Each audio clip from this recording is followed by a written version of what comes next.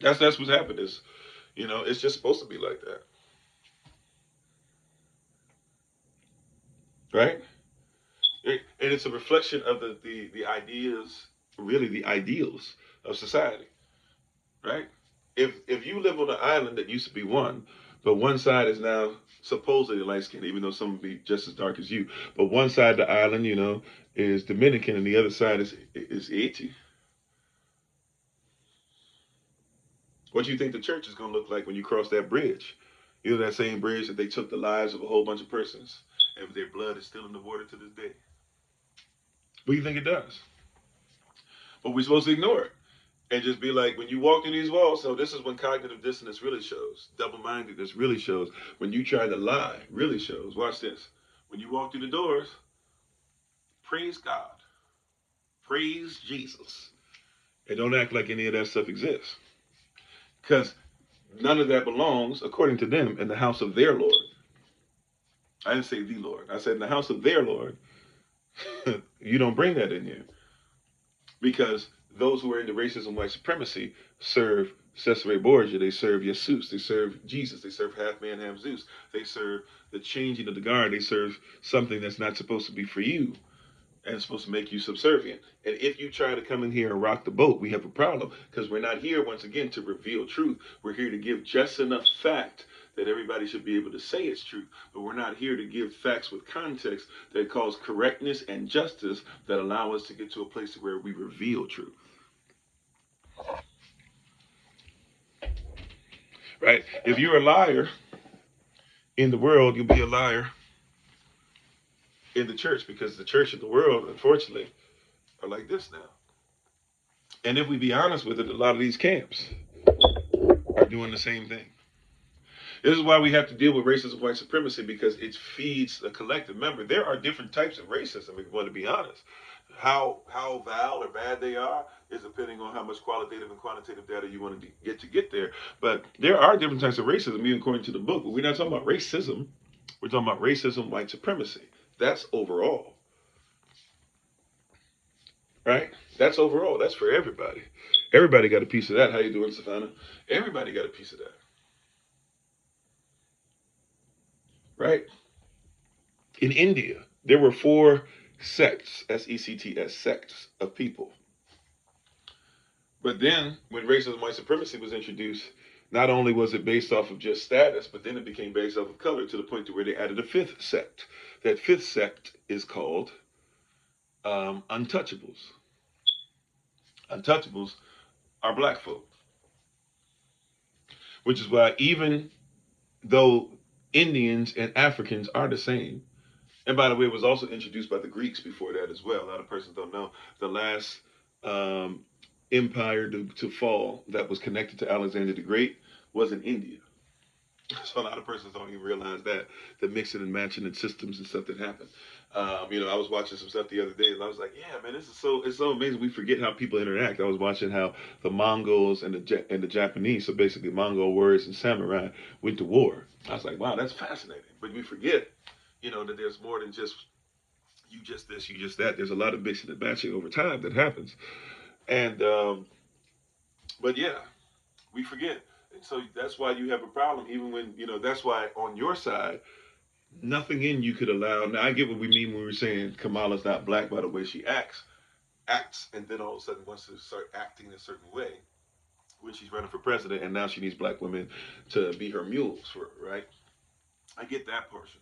But that's why also too many of you had even a DNA memory. You couldn't even take her even being considered to be black, not realizing that an Indian and an African are the same persons.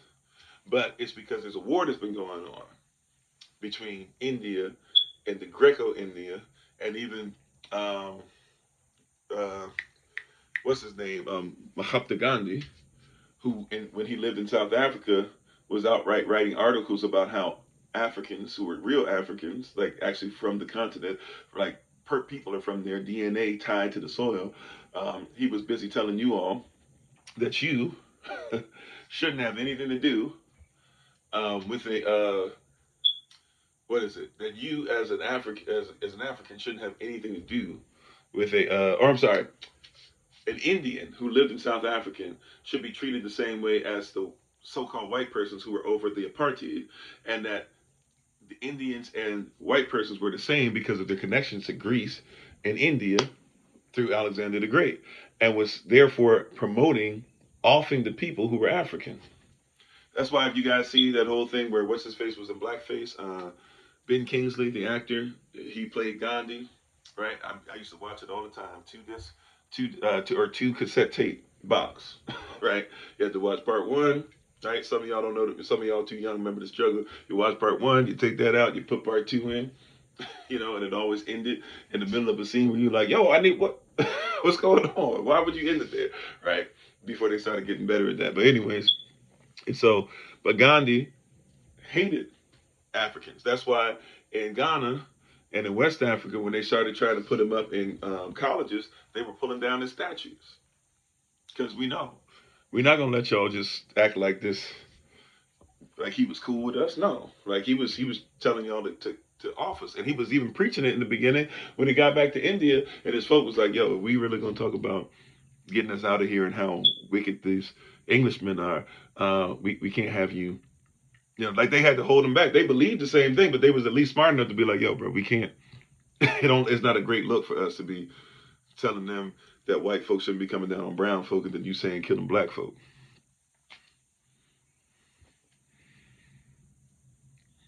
You said black church, you expect hooping and hollering, and denomination shouldn't change. Yeah, right. But I'm saying though, that's like if you're not careful, you don't realize when racism, white supremacy is introduced, even something like the sects, which shouldn't really be in existence, where you're separating everybody on class, all of a sudden that classism gets to a place to where it really gets crazy when all of a sudden you separating them not just on class, but the color determines your class. So now where she's from in India, she's untouchable because she's considered to be black over there. So for her, it's really important to not be black, to be further away in the sex, sects, to the point to where, and I'm not trying to say you can't marry a white person, but I want you to see the mindset of a Kamala Harris, right? To where you're supposed to marry a white man, and we'll give you more grace with marrying him, right? Don't marry a black person. That's bad for you if you're into that sectionalized way of thought, right? You're supposed to marry this person because of the color of his skin. Even if you won't have children with you, I don't know. Maybe she can't have children, right? So there's some educated guessing going on here. Take what you will, right? But that's part of the community, right? I hate to be this person because I'm gonna sound like I'm doing racism, white supremacy. Maybe I'm doing a little bit of it when I say this, right? But in Indian persons whose homes that we've been invited in, who make a lot of money, who make a little money, who are very traditional, who we know their parents from across the seas and stuff like that, who live with them now, right? Very great persons. There's also a place that has to be done to where when they see us and they see us in culture and they see us wearing our garb and they see us doing what we're supposed to do, it's surprising sometimes to them. Right? That like somebody, because where they're from, you're supposed to think off. So they open the door, praise God. They open the door. They want to learn, they want to live, they want to grow, they accept us in their home, they show us love, but at the same time there's certain things that they're not really supposed to do. And so there's a little bit of conflict. Now, but at least we admit that we both come in there with blind spots so we can have conversation that others can't have. At least we can be in each other's home. At least we can try your food. At least we can learn about your culture. At least your father can talk to me and actually ask questions of me and see and respect me and be like, I respect him, I respect his wife, I respect his daughter, I respect her husband, right? My wife is respectful, my child is respectful, and they see like they see all these things going on. They go, wow, okay, right? But it's because we're not going to pretend that there's no blind spots. So he gets to ask questions, and I'm not necessarily as offended because at least we came here saying, yo, yeah, I know you come from this, I come from this. Yeah, ask away. And so something that you would think would be basic about us that they should just know, no, they don't just know it because he came from a place, right, to where he doesn't just know that about me. But since we admit that when we're on this place of a journey, that this is his blind spot, as I'm riding in my own vehicle next to him, I can say, yo, okay, but before I do that, let me pull away from this because I know that's a blind spot for you. Can you see me now? You see my humanity. You see how I'm raised. You see the word usage that I have. You see the respect factor. You see my faith. You see my works. Okay, cool. Now let's have a conversation about this because I'm gonna need to pass through. I'm gonna need to get on your side. But I know when I get over here, you can't see me. So before I go to where you can't see me, I need you to have faith that I'm there. Come on, somebody. That's a word, right? I need you to have faith that I'm there. See, one of the things that happens is that what faith without works and works without faith. A lot of persons aren't going to work something that destroys our ability to be side by side if they don't even have faith that I can be a human being in the spot that they can't see. My greatness. That's a word. Come on, right? If you don't even have faith in my existence because you don't see me there, how can I have a conversation with you about my a true conversation that reveals truth regarding said existence? Come on, somebody. I'm gonna praise him. That's a word. That's not just even racism, white supremacy word. That's a word as far as that's not just a colorism word. That's a word in your life. How is your husband going to be able to help you in the areas that you don't even think that a husband exists in? He says, "I drive husband. You drive your car." And as a driver, right? Matter of fact, you travel in your car. See, as a driver, I'm working for somebody at the moment. And so in my work as a husband, there's blind spots that I don't see. So guess what? You as a wife, when you traveling and stuff, you got to help me. I might not see it, but I have faith that even in the places I can't see, that you should be able to work in there. So even though I didn't see you here, I saw you come around. When you get to a certain place, I can't see you again. But that doesn't mean that I'm just going to turn, but you have to have faith that I'm not just going to turn. But I promise you, I have faith even in the places that aren't my works, right? I'll work for you even in the places not where I see, rather, because even though that's your position of wife, I as a husband, I'm going to try to make sure that I uphold that in faith in his word. So even if I'm in a position, even if you're a wife and you say, I'm ready to give up, right? Have faith that even in what you can't see, that those works are there. That's a word even for life, right? A lot of persons are having an issue in their personal walk because there's a blind spot, and you have decided that because it's a blind spot, it's not there. No, the blind spot is not saying that it's not there. It's saying I'm blind to it. So I have to ride, I have to drive, I have to be in my work as if the spot that I can't see, you hear what I'm saying?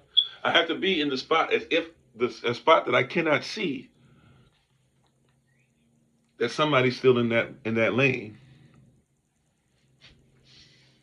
Leaders, you got to lead, and even if you can't be in every place and you're blind to certain things, I have to trust that those that are put in leadership positions are going to do the work and make sure they're still safe on the road, even though I can't see them anymore. Children, you're going to have faith that sometimes what your parents say, right? Even if you can't see what's going on, your blind spot might be a little different, but you can't see what's going on, but that's okay. Right? I have to realize that I'm blind to it. That there's a spot. I can't. It's not that it doesn't exist. It's just that I'm blind to it, and so I have to make sure that now I realize that there's something working even in the blind spot, and I have to still keep my composure. Same thing with racism, white supremacy. Right? That my faith is that in faith shows up the hardest when I can't see.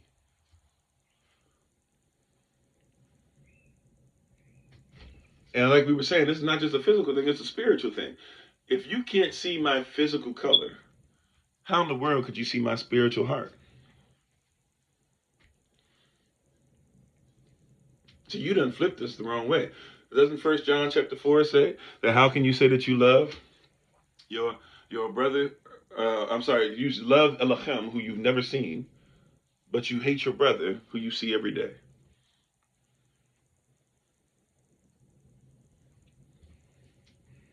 You haven't seen the master, but you hate his disciple. Oh my greatness. Come on, Holy Ghost. Have your way up in here today. Mm. You ain't never seen the master who you love, but you hate his disciple who you see every day. Look, you ain't ever seen the one who came through Israel, who's over Israel and says be grafted into Israel, but you hate Israel. You hate the Negro that you see every day.